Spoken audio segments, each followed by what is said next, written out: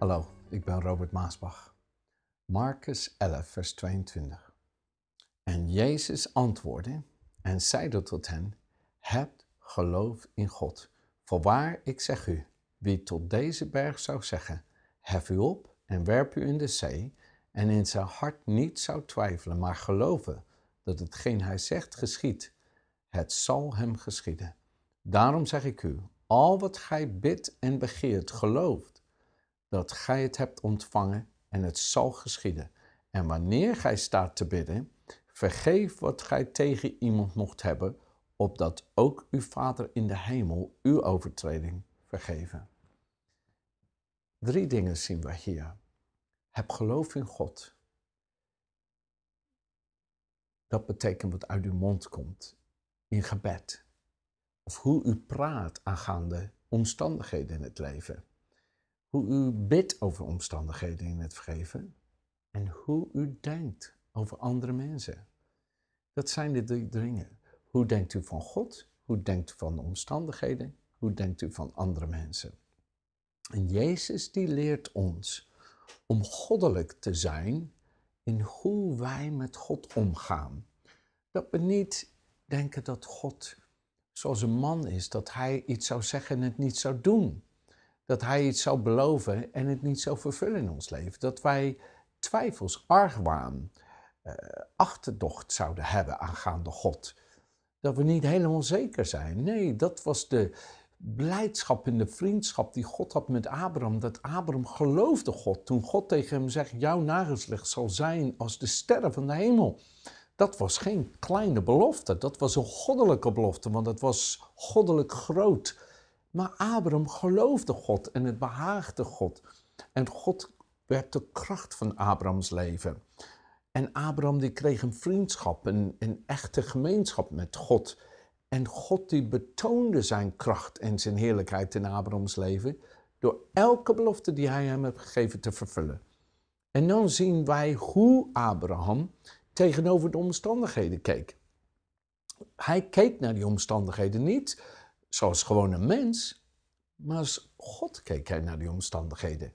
Toen hij zag dat hij zelf al 100 jaar oud zo goed als dood was, en zijn vrouw die 91 jaar oud was, haar moederschoot was helemaal droog, zo goed als dood om het zo maar te zeggen, twijfelde hij niet door ongeloof en werd zwak in zijn relatie met God. Nee, andersom.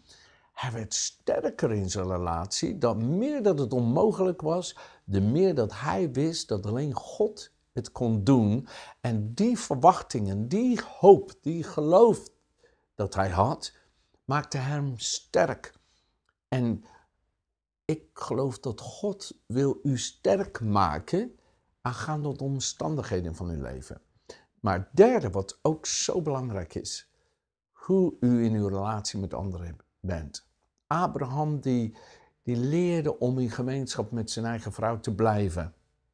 En niet omdat zij geen kinderen kon hebben, haar te verstoten. Oh ja, hij had wel een tijd dat hij eigenlijk dacht dat hij misschien het op een andere manier kon krijgen. Maar God zegt nee, zo ben ik niet. En dat hebben we misschien allemaal wel eens.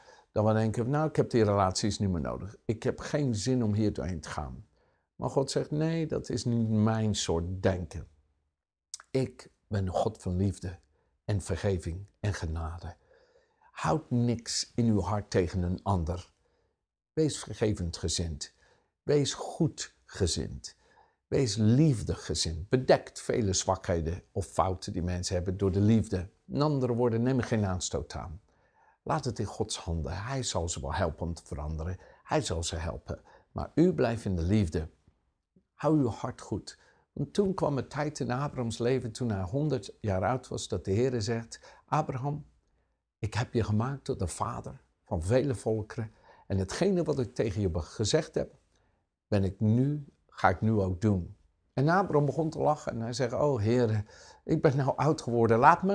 Laat die andere manieren doen. En de Heer zegt: nee, het is jouw relatie met Sarah, waardoor ik de belofte ga verbrengen. En Abraham gelukkig had die relatie met Sarah. En God deed een wonder door die relatie. Weet u, als wij de omstandigheden van het leven gewoon maar zijn weg in ons leven zou hebben, dan raken we elke keer goede, God gegeven relaties kwijt. Maar God wil dat wij vergevend gezind zijn, zodat Hij door die relaties wonderen kan doen. Zo ik wil u bemoedigen vandaag. Heb geloof in God. Laat uw woorden leven brengen in elke situatie en wees vergevend gezind. En u zal wonderen voor God gaan ervaren vandaag. Kom op, kom op. U hebt een wonder voor God nodig. Misschien hebt u het nodig in uw relatie met God. Misschien hebt u het nodig in de omstandigheden van uw leven. Misschien hebt u het nodig in de relatie. Laat God in die 3 situaties blijven. Laat Hem de kracht zijn van uw relatie met Hem.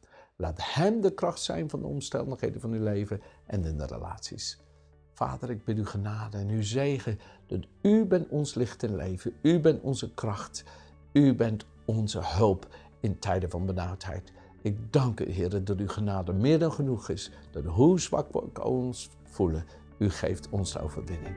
In Jezus' naam. Amen en amen. God zegen.